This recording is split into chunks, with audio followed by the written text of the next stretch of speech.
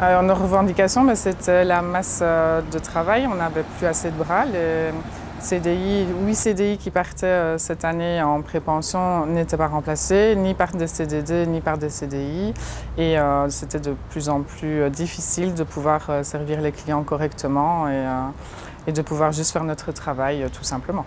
On a déjà tiré la sonnette d'alarme en novembre l'année passée en disant qu'on n'était pas assez, qu'on n'arrivait plus à faire notre travail. On a essayé de trouver un moyen avec nos collègues pour pouvoir investir les employés du magasin qui avaient perdu confiance un petit peu au syndicat vu qu'on n'avait plus fait d'action depuis énormément longtemps. Du coup, on a commencé à faire des assemblées toutes les semaines pour leur permettre de faire un genre d'action de mouvement. Donc au lieu de faire un arrêt de travail où là, c'était plus compliqué envers la direction de prendre leurs responsabilités, on a fait 1 heure d'assemblée toutes les semaines. Et cela pendant 6 semaines avant de fermer le magasin, en prenant en compte ce qu'ils voulaient. Ils nous ont demandé de fermer le magasin dès le commencement des horaires, on va dire ça comme ça. Nous, la réception, elle commence à 5 heures du matin. Et ça a été...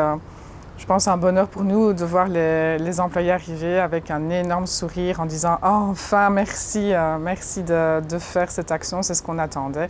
Et du coup, on a fermé le magasin les 3/4 de la journée. Le résultat final, on a réussi à avoir 4 CDI, on a réussi à avoir 5 augmentations de contrats et 4 CDD avant l'été et 2 qui arrivent encore supplémentaires en septembre.